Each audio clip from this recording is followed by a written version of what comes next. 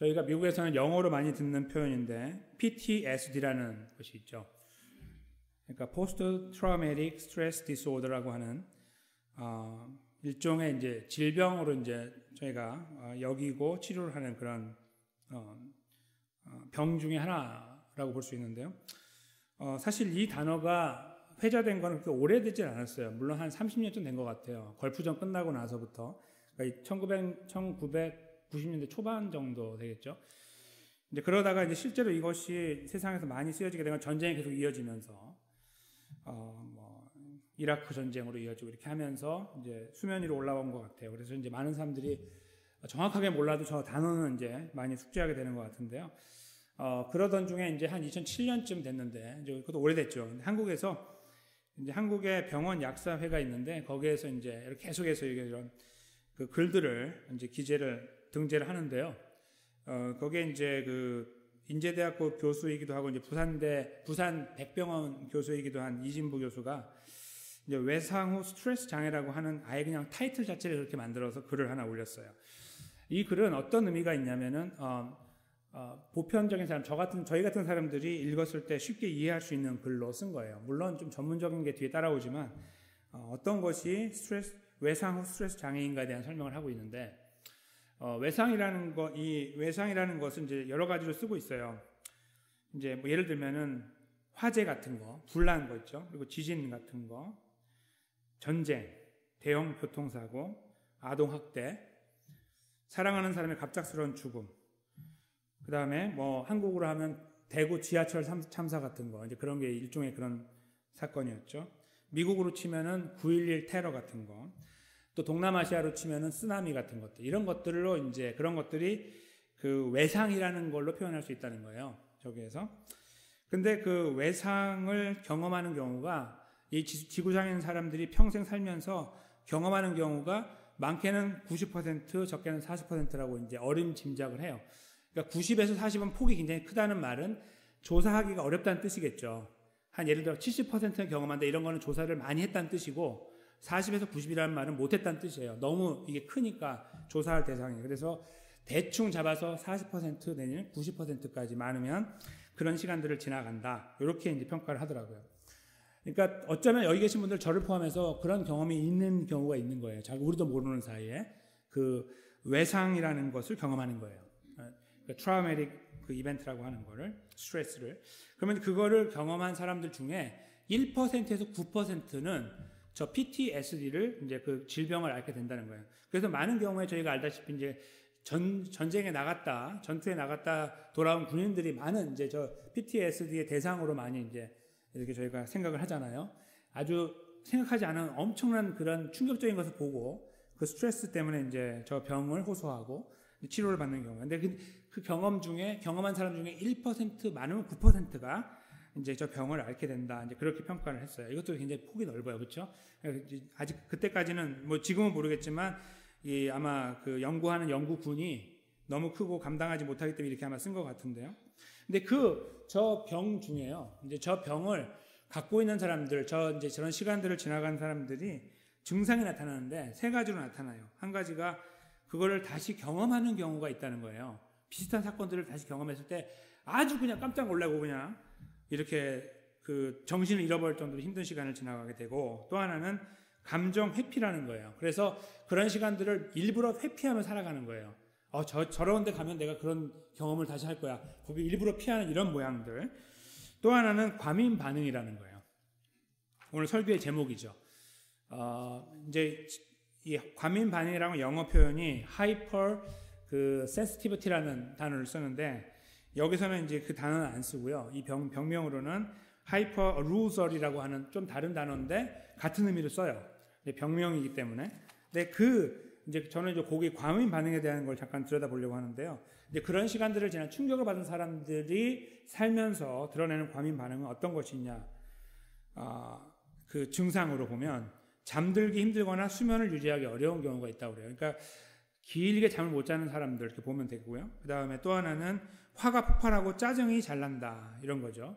화가 막 갑자기 폭발해 버리는 거예요. 감당이 안 되는 그런 게 생기고, 집중을 잘 못하고, 그 다음에 네 번째는 주변을 지나치게 경계하는 거예요. 계속 쳐다보면서 이렇게 경계하는 모양으로 나타나게 되고, 마지막으로 작은 일에도 크게 놀란다.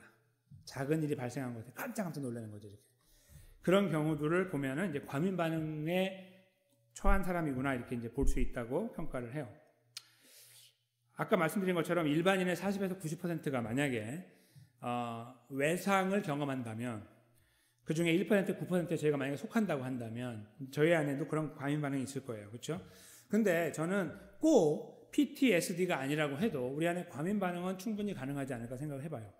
즉, 지금 제가 읽어드린 이 5가지 중에 혹시 우리도 모르는 게 그 한 가지가 거기 우리가 해당되는 게 아닌가 생각을 해보면, 예를 들어서 조금 더 가까이 다가오는 것 중에 하나가 화가 폭발하면 차증이 난다 이런 거 있잖아요. 작은 일에 놀란다 이런 것들은 꼭 그런 병명을 갖고 있는 사람이 아니라 할지라도 우리 안에 충분히 경험될 수 있는 일이 아닌가 생각을 해봐요. 어떠신가요? 저는 여기 계신 분들을 환자로 몰아가려고 하는 의도로 말씀드리는 것이 아닙니다. 우리도 모르는 사이에 저런 병명과는 별개인 우리들이 어쩌면 전혀 관계가 없는데도 불구하고 어떤 작은 일에 과민 반응을 보이며 살아갈 수 있다는 가능성에 대한 생각을 먼저 하고 싶어서 말씀을 드린 것입니다. 저도 이 말씀을 준비하면서 저도 굉장히 과민 반응을 보일 수 있는 사람이고 과민 반응을 보이며 살고 있구나라는 생각을 해보게 됐어요. 그 몇 가지, 그 5가지 중에 한두 가지 저한테도 해당되는 것 같아서 그랬습니다. 어떠신가요? 여기 계신 분들은. 근데 공교롭게도 하나님 말씀인 성경도 이 과민 반응에 대해 다루고 있어요. 많은 경우가 있는데 저희는 오늘 그 중에 한 가지를 만난 거예요.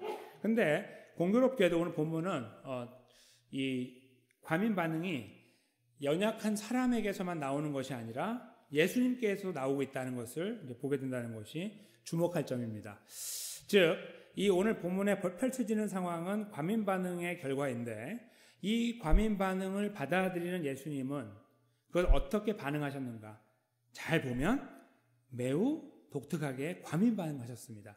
그걸 저희가 찾아보면서요, 하나님은 이 말씀을 통해 저에게 어떤 말씀을 주고 계시는가를 생각하려고 합니다. 근데 그것이 다분히 우리의 삶에서 나타나는 우리만의 과민 반응에 대한 지적일 수 있다.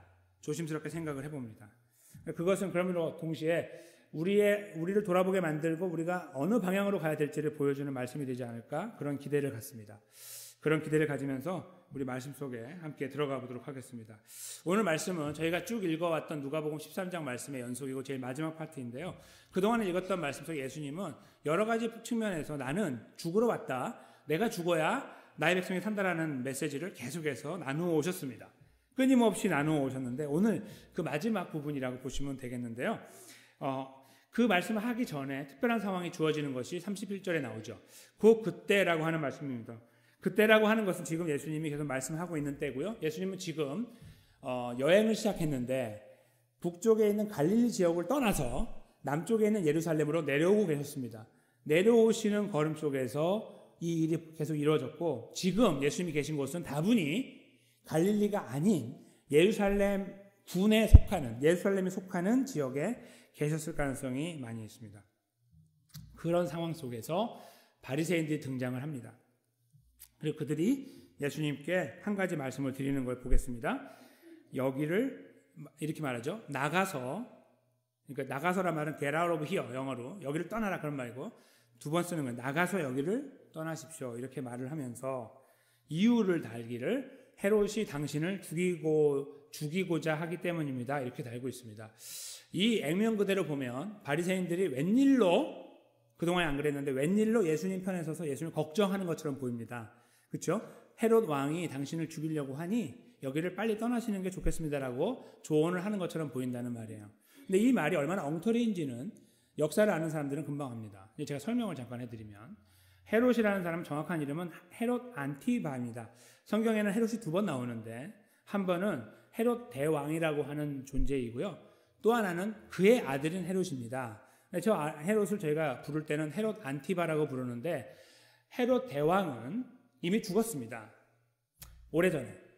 헤롯 왕은 한 30년 정도 전에 이미 세상을 떠나고 이제 그가 죽고 난 때에 예수님이 그 어간에 탄생하셔서 나중에 그 예수님께서 애굽으로 잠깐 피난가 했다고 돌아오실 때 그가 죽은 다음에 돌아오신 이 과정을 저희가 알고 있죠.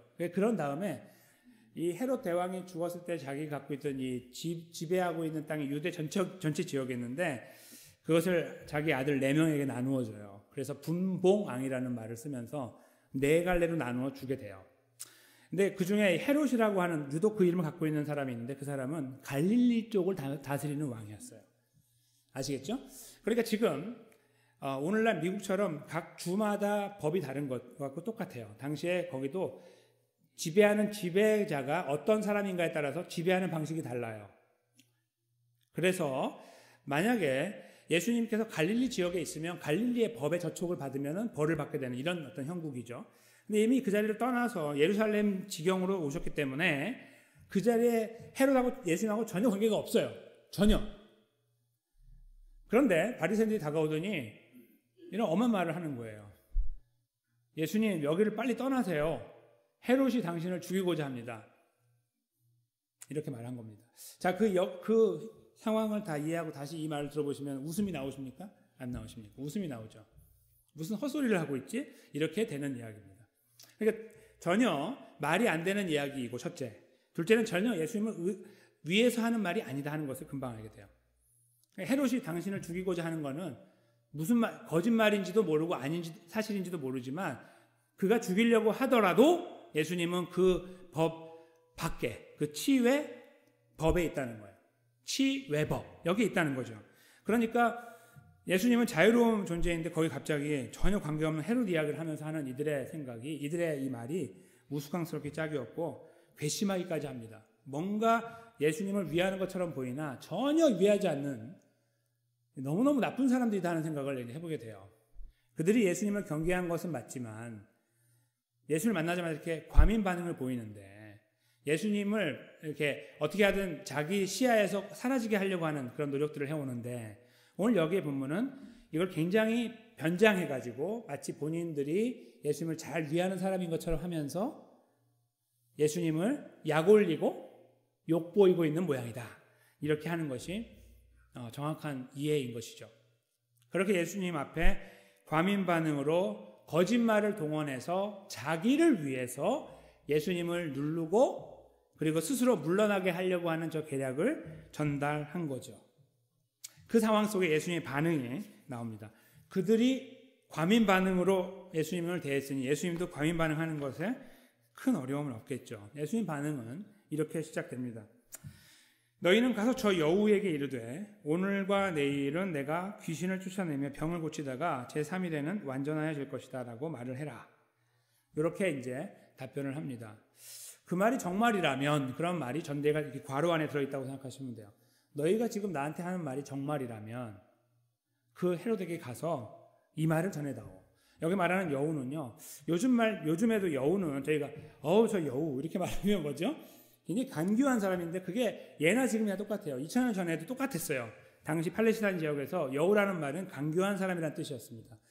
예수님이 그 사람이 어떤 사람인지 알고 있기 때문에 그는 자기 동생이 죽었을 동생의 아내와 결혼하기 위해 자기 아내와 이혼을 하고 결혼하는 이런 과정을 지나서 세례 요한으로부터 핀잔을 받아요. 당신 그렇게 하면 안 됩니다라는 말을 듣고 두려워하다 나중에 그를 가뒀는데 나중에 그를 죽이게 되는 데까지 이르는 악한 사람이었죠. 예수님이 그 이야기를 다 알고 계시니 그가 여우라고 부르는 것이 문제가 되지 않아요. 그렇죠? 그가 얼마나 간교한 자인지 아니까. 그래서 그를 헤롯이라고 부르지 않고 여우라고 부르면서 그에게 가서 말하기를 나는 내 길을 가겠다고 하라. 그런 말입니다. 저 말이.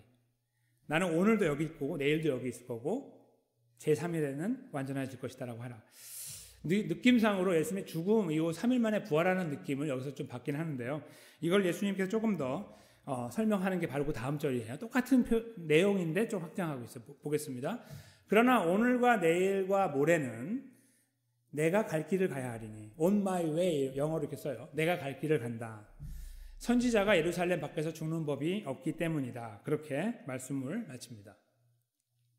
예수님은 지금 어떻게 반응을 보이시냐면 이 반응을 이제 과민 반응처럼 안 보여요. 그냥 얌전하게 반응하시는 것처럼 보이는데 일단은 본인이 떠나야 되는 이유로 등장했던 헤롯을 여우라고 치부하면서 여우에게 가서 나는 내 길을 갈 테니 너 알아서 하라고 해라라고 일단 메시지를 전달하는 것으로 끝납니다. 그리고 예수님은 다시 한번 말씀하시기를 나는 계속 내 길을 갈 것이다. 그리고 나는 예루살렘에서 죽을 것이다 라고 33절에 의미를 남겨두고 있습니다. 그러니까 그냥 얌전하게 조용하게 진실되게 전달하시는 것처럼 보이는데 그 다음 이야기를 읽으면서 예수님이 과민 반응을 보이고 있다는 것을 확인하게 됩니다. 즉 예루살렘으로 가는 것은 알겠고 본인도 그리로 가고 있고 지금 계속 그리로 간다고 의미를 두고 오셨는데 오늘도 그리로 가서 거기서 죽겠다고 말씀하시는 걸 들을 때에 아 그래 그렇게 다 이해할 수 있는데 거기서 끝나면 될 것을 예수님은 더 말씀하고 계시는 거예요. 즉 사람들이 헤롯이라는 사람을 등장해서 예수님을 힘들게 만들려고 하는 이때에 그것을 다 치워버리고 예수님이 싹 치워버린 다음에 예수님의 길을 가려고 하는 것이 아니라 이걸 치워버린 다음에 그걸 막 땅을 파가지고 거기에 그 흔적을 아예 다 없애버리고 거기다 새로운 것을 갖다 넣으려고 하는 어떤 이런 시도를 본다는 거예요. 즉 저희가 32절부터 33절부터 읽기 시작하면 33, 34, 35를 읽으면 온통 예루살렘 이야기예요. 그래서 이렇게 읽다 보면 예수님은 예루살렘 이야기를 하고 있다고 알게 되는 거예요. 왜 이렇게까지 하실까라는 생각. 그게 바로 예수님이 지금 과민 반응을 보인다는 것을 거기서 저희가 확인하게 되는 거예요. 34절을 보시면요. 예루살렘아 예루살렘아 선지자들을 죽이고 내게 파송된 자들을 돌로 치는 자여 암탉이 제 새끼를 날개 아래 모음같이 내가 너희 자녀를 모으려 한 일이 몇 번이냐. 그러나 너희가 원하지 아니하였도다 하면서 계속 이어 말씀하십니다. 보라 너희 집이 황폐하여 버린 바 되리라. 내가 너희에게 이르노니 너희가 주의 이름으로 오시는 이를 찬송하리로다 할 때까지는 나를 보지 못할 것이다. 이렇게 말씀하시고 마무리 짓습니다. 잘 보면 이런 느낌을 받아요. 예루살렘에 사는 사람들이 이렇게 들으면요 굉장히 기분 나쁜 이야기죠. 저기서 예수님과 바리새인이 대화를 하고 있어요. 내가 마음으로 딱 보고 있으니까. 근데 그 대화를 하다 갑자기 예수님이 시선을 예루살렘으로 향하고 막 거기다 저주를 퍼붓는 것 같이 보이는 거예요. 그러니까 예루살렘에 있는 사람들 듣고 있다가 왜 우리한테? 이런 느낌을 받는 상황이 되는 거예요. 아시겠죠? 그러니까 예수님이 단순히 나는 저리로 갈 거야 라고 말씀을 끝내는 게 아니라 나는 반드시 가서 저기서 죽어야 되고 그리고 사실 쟤네들 저쪽에 있는 사람들은 사실 다 아무것도 아니야 이렇게 말씀하시는 것 같으니 예수님 말씀이 그 동문서답인 것처럼 보이기도 하고 그리고 너무하다라는 말씀도 저희가 반응을 보일 수 있게 되는 상황이다 이렇게 이해하게 된다는 것입니다. 그럼 예수님께서 왜 예루살렘으로 이 이야기의 초점을 돌리고 그리고 대화를 계속 이어나가셨을까요? 예루살렘에 대한 이야기를 잠깐 저희가 해야 될 것 같습니다. 예루살렘이라는 말은 저 뒤에 있는 살렘이라는 말이 평화라는 단어이기 때문에 이제 어떤 분들은 평화의 성이라고 이렇게 그 의미를 찾는 분도 있지만 사실 정확한 건 아니고요. 정확한 거는 평화의 베이스, 그러니까 평화의 기본, 기초 그런 말이고요. 그다음에 평화를 가르침 그런 말이에요. 원래 의미가. 그러니까 평화를 가르치고 평화가 기초니까 그냥 평화의 도시 그냥 이렇게 부르는 거예요. 도시니까. 그러니까 평화의 도시라고 그냥 불러도 큰 문제는 없겠죠. 근데 평화의 도시인 저곳에서 어떤 일이 벌어졌는지 예수님이 역사를 잠깐 훑어내시는 건데 예루살렘은요. 이스라엘 전체의 일단 수도라는 측면에서 보면 오늘날도 워싱턴 DC에 가면 가방 끈 긴 사람들이 모여 있고 돈 꽤나 만지는 사람들이 모여 있고 지위 꽤나 있는 사람들이 모여 있는 곳이잖아요. 그렇죠? 물론 돈이라고 하면 또 뉴욕이 있지만 이제 그렇게 저희가 수도라는 곳에 갖고 있는 특징을 알고 있어요. 그리고 예루살렘이라는 말 자체는 평화를 지켜나가고 평화를 나누어 나가야 되는 곳이라는 의미가 담겨 있고 거기에서 그런 사람들이 모여가 그런 역할들을 하고 하나님 앞에 잘 살아야 된다는 의미도 다 포함하고 있는 거예요. 근데 저 성에서 어떤 일이 벌어졌는지를 예수님께서 훑어내시는데 역사 속에서 선지자들을 하나님이 보내서 얘들아 정신 차려라 하면 그 말을 고지 듣고 돌이켜야 되는 곳이 바로 저기고 회개를 한다면 예루살렘부터 회개를 했어야 되고 하나님을 잘 섬기는 것도 저기여야 되는데 그들의 모양이 바뀌더니 그들은 오히려 하나님이 보낸 선지자들을 잡아 죽이는 그런 장소가 되었다라고 쓰고 있는 거죠. 그러니까 평화의 도시라는 이름에 걸맞지 않게 또 그 안에 사는 사람답지 않게 그들은 하나님의 백성의 걸음을 무시하고 거부하고 살아왔다고 지적하고 계시는 겁니다. 실제로 지금 예수님 주변에는 예루살렘에서 온 사람들이 있었습니다. 예수님이 이렇게 움직여 나갈 때 이미 그쪽에서 사는 사람들 중에는 좀 약간 생활에 여유 있는 사람들이 있었거든요. 그러니까 그런 사람들은 생업에 얽매이지 않으니까 떠나서 여행을 할 수 있는 거예요. 실제로 갈릴리 지역에서도 많은 여인들이 그 좀 부유한 사람들이, 뭐 남자분도 계셨겠죠. 그 예수님의 걸음을 서포트하면서 따라다녔어요. 계속 따라다녔습니다. 이렇게. 그러니까 그런 사람들 중에 섞여 있는데 지금 예수님의 말씀을 듣고 있는 사람들 중에도 예루살렘 사람이 있는 거예요. 그러니까 그 이야기를 들을 때 뭐 기분이 나쁠 수는 있겠죠. 근데 예수님은 지금 그 사람을 지적하려고 하는 게 아니라 예수님이 가시려고 하는 예루살렘 성이라고 하는 곳을 역사 속에서 다시 한번 재조명하고 계시는 거예요. 내가 가려고 하는 그곳은 좋은 곳이 아니다. 그런 말일 것이고요. 그곳은 이름은 좋은데 평화가 없는 곳이야. 평화에 걸맞지 않은 곳이야. 죽어가는 곳이고 죽어있는 곳이야. 그런 의미를 예수님이 끄집어내기 위해서 이 의미를 처음에 넣으셨을 것으로 예상을 해요. 둘째는 예수님 자체가 선지자로 오셨습니다. 그러니까 선지자가 많이 있다면 그 중에 진짜 선지자 이런 의미죠. 진짜 선지자로 오셨는데 그러니까 아까 33절에서 선지자가 반드시 거기서 죽어야 된다는 말씀을 이렇게 이어나가신 걸로 볼 때 예수님의 앞으로의 죽음은 어떤 의미가 있냐 하면 그동안에 선지자들이 죽어왔던 저곳에서 또 한 명의 선지자가 죽는데 그동안의 죽음과는 다르게 이 죽음은 마지막 죽음이 될 것이며 이 마지막 죽음으로 하여금 하나님 백성들의 구원이 이루어지게 될 것이다. 이것을 예수님께서 말씀하기 원하신 것입니다. 그래서 예수님 스스로를 선지자로 묘사하고 그러므로 나도 그들 중에 한 명처럼 저도 죽을 것이다라고 이 앞으로의 걸음을 쓰고 계시는 거예요. 너무 많이 나간 거죠. 너무 많이 과민 반응을 보이는 거예요. 이렇게까지 말씀 안 해도 다 알아들어요. 아, 저희 가신다는 말씀이구나. 다 알아듣는데 내가 말이야 저기 가서 죽을 거야. 저기에서 그동안 많이 죽었어. 나는 거기에 그 중에 한 명이고 이걸 마지막에 내가 종결시키기 위해 죽을 거야. 그리고 거기는 사람들이 다 이 평화의 도시에 걸맞지 않게 살고 있어. 이런 말씀을 하고 있을 때 제자들이 옆에서 보고 있다. 예수님 왜 이렇게 하시지? 이게 무슨 의도지? 라고 할 정도로 굉장하게 과민 반응을 보이고 계시는 것을 확인하게 되는 거예요.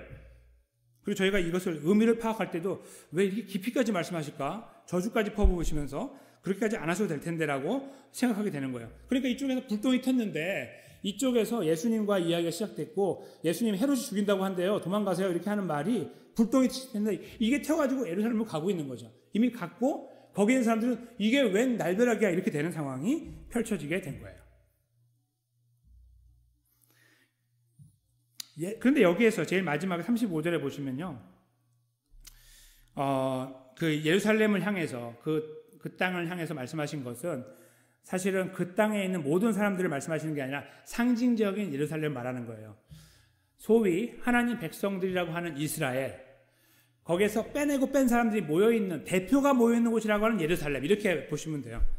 즉 우리는 하나님 백성이야라고 아주 옷을 멋있게 입고 사람들 앞에 턱에 힘을 주고 목에 힘을 주고 서 있는 사람들, 그런 사람들이 모여있는 상징적인 장소, 이게 이제 예루살렘인데 거기에 있는 사람들이 실제로 하나님을 향해서 반응을 보이는, 즉 조금 더 우리들의 말로 표현하면 그들이 살아가는 삶을 들여다보면 형편없는데 마치 거드름을 피우면서 거기에 서 있는 것 같은 그들을 향한 예수님의 강력한 꾸중이라는 의미가 되는 것입니다.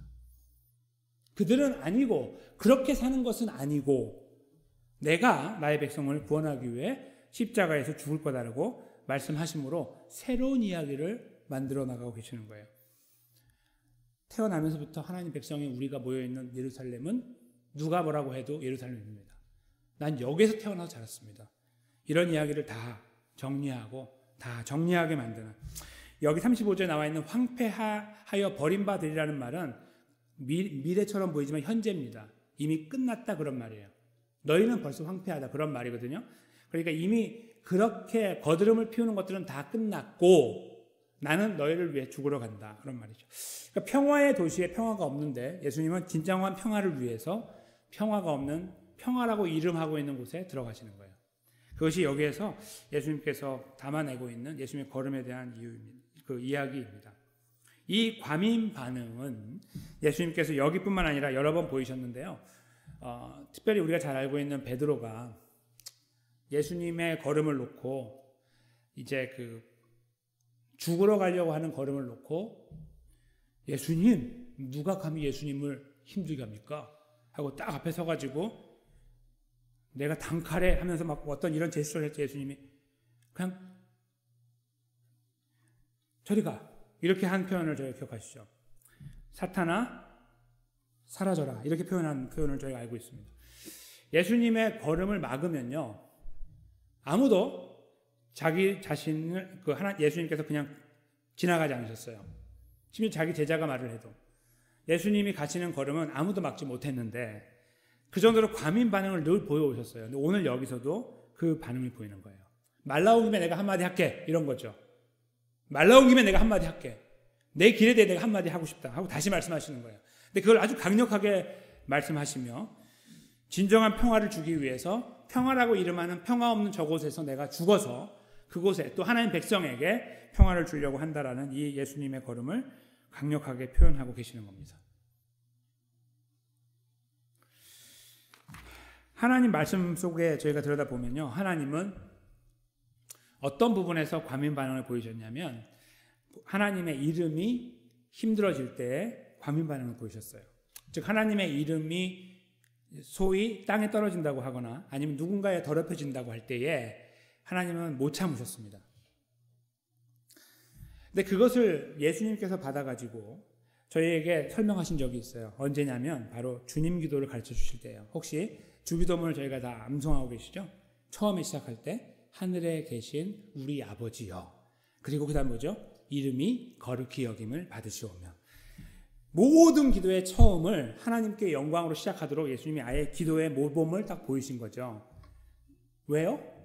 그것이 가장 중요하니까. 하나님 그것이 가장 중요하니까. 우리를 만드신 목적도 하나님의 영광이니까요. 그래서 그 영광의 손상이 될 때 하나님은 아주 과민 반응을 보여오셨습니다. 오늘 예수님은 그와 비슷한 반응을 보이는 거예요.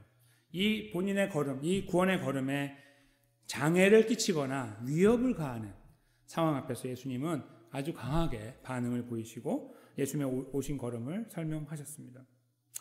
그런데요, 이것은 하나님과 예수님뿐만 아니라 성경 속에 등장하는 사람들 중에 많은 사람이 하나님의 이름에 손상이 갈 때 굉장히 거북해하며 반응을 보이곤 했습니다. 그 중에 저희가 다윗을 떠올릴 수 있습니다.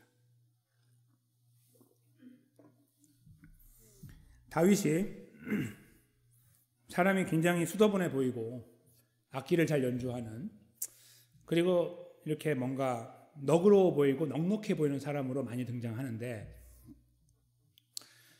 한 번 이 사람이 미쳤나 할 정도로 갑자기 반응을 볼 때가 있었어요. 나이가 20살도 되지 않았을 때입니다. 징집이 되지 않았으니까. 자기 형들 3명은 군대로 갔는데 블레셋과 싸우러 갔는데 자기하고 위에 형 4명이죠. 8명 중에. 그러니까 4명과 자기는 안 갔어요. 나이 때문에. 그러니까 사실 굉장히 어린 거예요. 20살이 아니라 한참 더 아래인 상태에서 전장에 간 거예요. 아버지 심부름으로. 사무엘상 17장 전체를 커버하고 있죠. 근데 저희가 잘 알다시피 전장에 갔더니 저쪽에서 무슨 소리가 들리는데 골리앗이었어요. 골리앗이 하는 말 중에 너희가 믿는 하나님 이거밖에 안 되냐? 그래서 이렇게 가고 있는데 소리가 들려왔는데 자세히 들어보니까 그 중에 한마디가 딱 마음에 와닿던 거예요. 꽂혔다고 그러죠. 그게 뭐예요? 하나님의 이름을 욕먹이는 거. 근데 그 어린 나이에 사람인데 키도 작았고 당시에는, 그러니까 사울이 워낙 키가 큰 사람이었기 때문에 그 갑옷이 맞지 않은 것도 맞지만 그 갑옷을 줬는데 안 맞았잖아요. 너무 커가지고. 그래서 당시 키가 더 작았을 거란 말이에요. 아직까지 성인이 아니니까. 근데 본인이 그 양을 치면서 했던 그 물맷돌 실력으로 이제 잡으려고 나갔죠. 근데 그때 했던 말이 저 내용이에요. 골리앗 앞에 섰을 때 하는 말이에요. 저희가 한 절씩 읽고 마지막 절을 읽겠습니다. 저기 쭉 3절인데 제가 먼저 시작하겠습니다. 다윗이 블레셋 사람에게 이르되 너는 칼과 창과 단창으로 내게 나아오거니와 나는 만군의 여호와의 이름 곧 내가 모욕하는 이스라엘 군대 하나님의 이름으로 내게 나아가노라. 오늘 여호와께서 너를 내 손에 넘기시리니 내가 너를 쳐서 내 목을 베고 블레셋 군대의 시체를 오늘 공중의 새와 땅의 들짐승에게 주어 온 땅으로 이스라엘의 하나님이 계신 줄 알게 하겠고. 마지막입니다. 또 여호와의 구원하심이 칼과 창에 있지 아니함을 이 무리에게 알게 하리라. 전쟁은 여호와께 속한 것인즉 그가 너희를 우리 손에 넘기시리라. 아멘.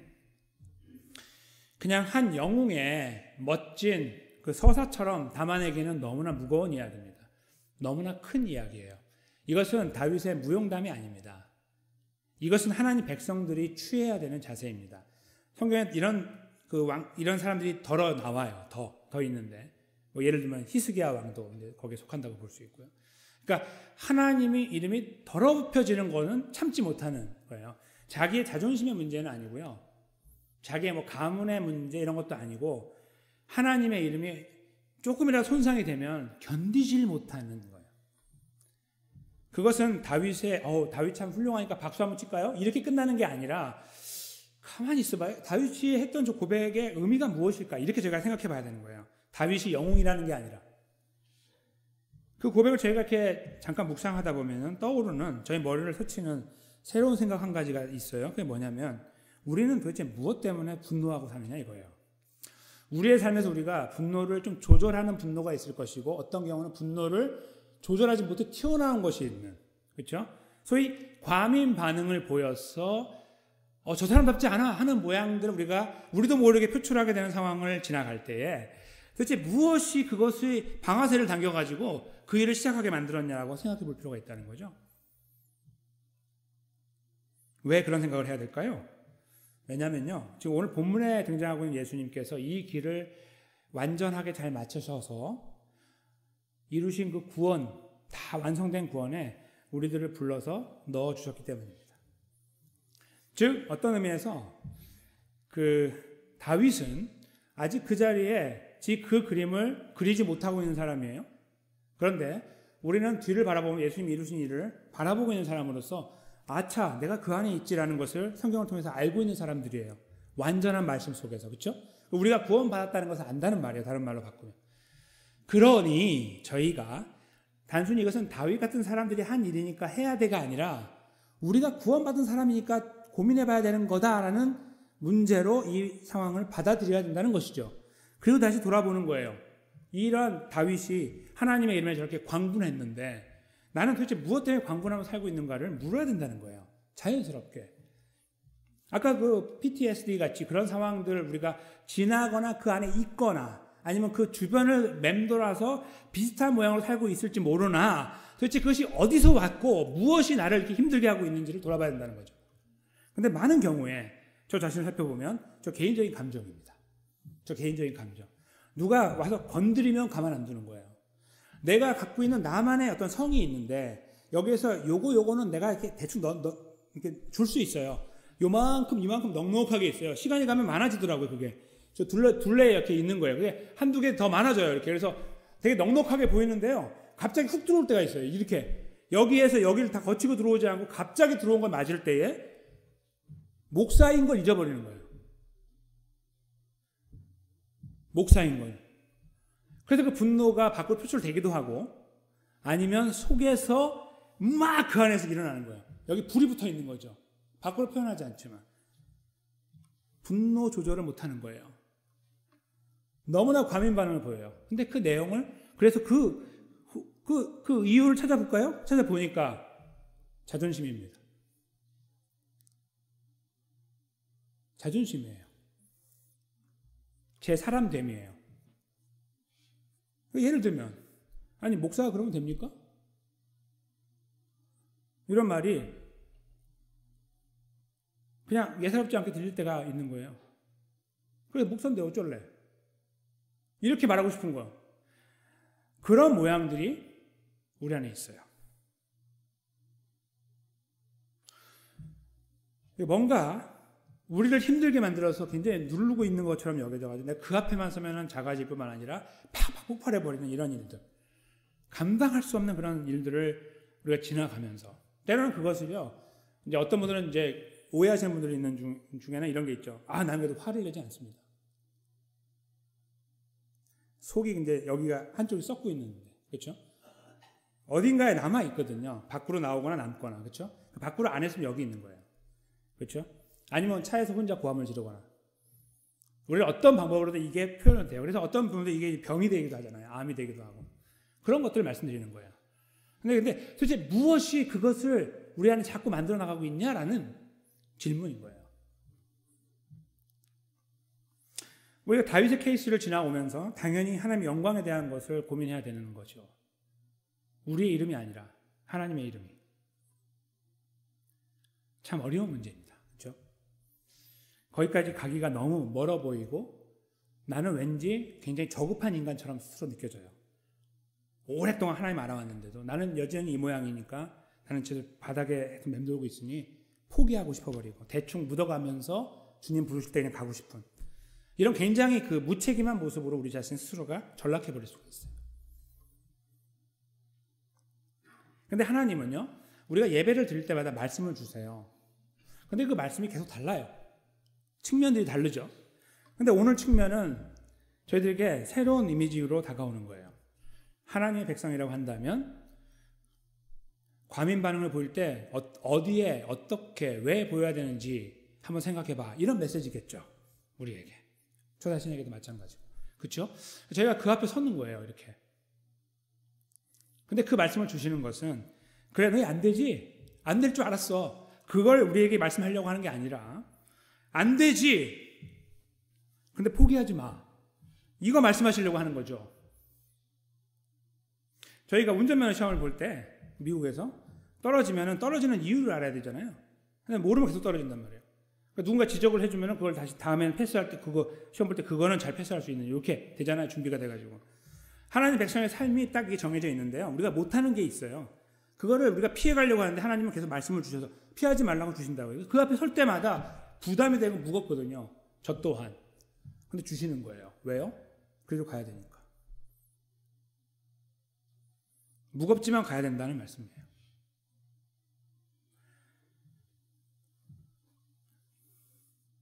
예수님께서 우리를 위해 걸어가신 이 걸음은요, 이 매우 파격적인 이 과민 반응은 성경을 읽을 때에 우리들에게 큰 질문거리를 주는 말씀이 돼요. 왜 이렇게 사람이 미친 것처럼 바뀌지? 예수님이? 미쳤어 예수님? 이렇게 바뀌는 거예요. 이거 보면. 아니 왜 갑자기 예루살렘으로 끄집어 들여갖고 이렇게 저주를 퍼부어? 33절에 끝내지 그냥. 이렇게 생각할 수 있는 계제가 굉장히 많아요. 여기 다 담겨 있거든요. 근데 왜 이렇게까지 과민 반응을 보였어요? 이게 도대체 무엇 때문에 이렇게 하셨습니까? 예수님이 인자하는 분으로 비춰지면 더 좋은데 너그러운 분으로. 왜 이렇게 하세요?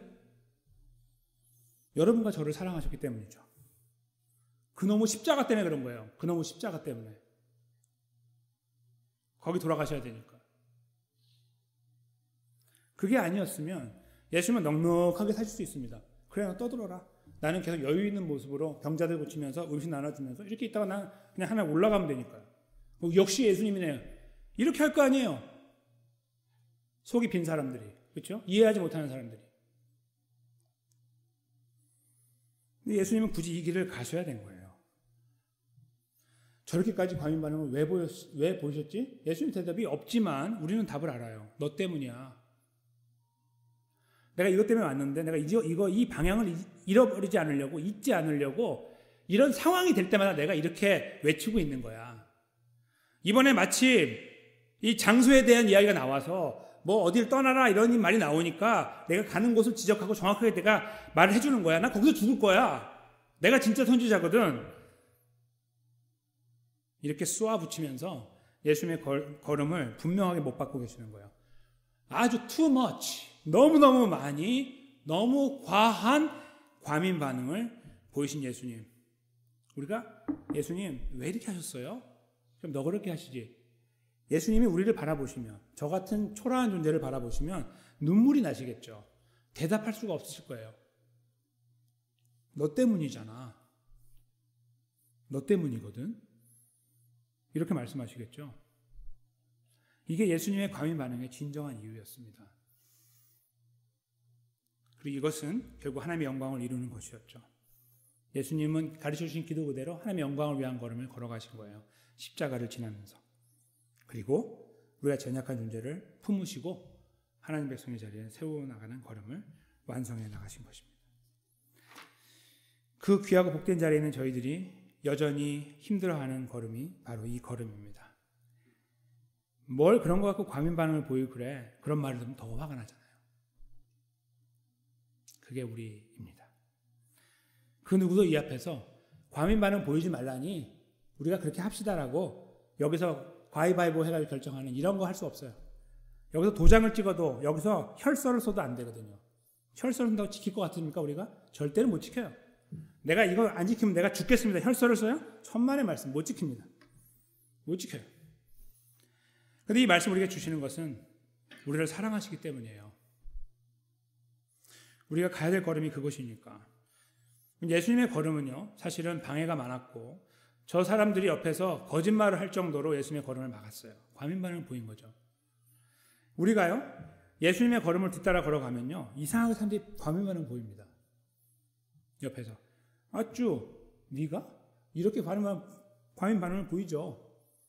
네가 언제부터 그랬다고? 야, 하던 대로 해. 이런 반응이 나오잖아요. 심지어 가정에서 더 그래요. 아, 아빠 오늘 왜 이래? 이렇게 되는 거죠. 그게 굉장히 중요한 문제인데 우리한테는요, 마치 우스꽝스러운 이야기로 다가오면서 그냥 희석돼 버리는 거예요. 씻겨나가요. 붙잡아야 되는 것을. 인정해주지 않고 웃음거리가 될 수 있고 조롱거리가 될 수 있는 게 바로 예수님을 따라가는 걸음이에요. 특별히 여기에서 하나님의 영광을 위한 과민 반응을 보이는 것. 누가 옆에서 하나님을 욕해서 하지 말라고 하는 말은요, 굉장히 그 기본적인 단계예요. 저기 목사님, 제가 어떤 사람이 하나님 욕하게 돼서 제가 한마디 해줬습니다. 그거는요, 죄송하지만 약간 기본적인 단계라고요. 물론 그 기본 아래가 있지만 기본적인 단계. 진짜 그런 하나님의 이름에 대하여 내가 과민 반응을 보인다고 하면 우리 자신의 가슴이 찢어져야 돼요. 왜냐하면 우리부터 시작되니까. 그러니까 저기를 볼 여유가 없이 나부터 찢어야 되는 거예요. 그때예요. 저희가 어떤 어려운 일을 만나고 힘든 시간을 지나갈 때 우리들의 눈이 예수님께 고정되게 됩니다. 이런 다윗 같은 허접한 인간에게 고정되는 게 아니에요. 다윗이 대단한데 다윗을 바라보는 게 아니고요.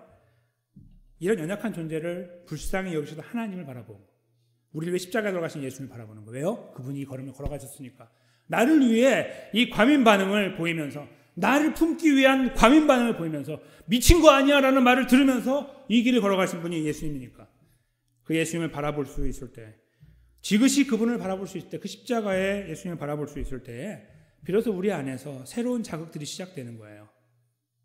그리고 그 길로 가야 되는 욕망과 열정들, 뜨거운 마음들이 샘솟듯 일어나게 되겠죠.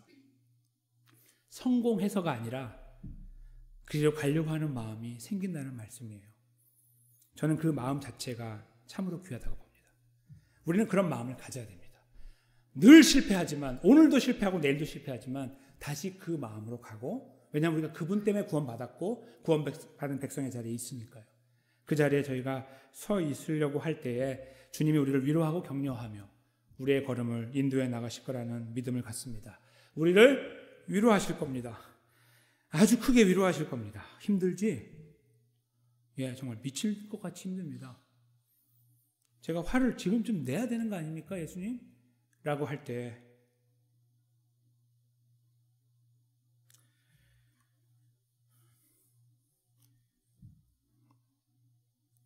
우리를 위해 먼저 이 길을 걸어가신 예수님이 묵묵히 우리 자신을 바라보시지 않을까 생각합니다. 야, 이렇게 해봐라. 이것도 이해 못하고 이것도 아직까지 이해하지 못했니라고 윽박지르고 핀잔 주시는 게 아니라 여전히 이해하지 못하고 삶에 허덕이며 하나님 백성의 걸음에 대해서 감당할 수 없다는 이유 때문에 넘어가려고 하는 우리들을 향해 지그시 바라보시는 눈으로, 또 한 번의 과민 반응으로 우리를 바라보시는 예수님, 그 예수님을 저희가 만나게 될 거라고 믿습니다. 우리 모두가 그 예수님을 다시 만나 마땅히 걸어가야 될 우리들의 걸음, 또 한 주간의 걸음 속에서 주님을 신뢰하고 의지하면서 함께 노력해 나가지 않으시겠습니까?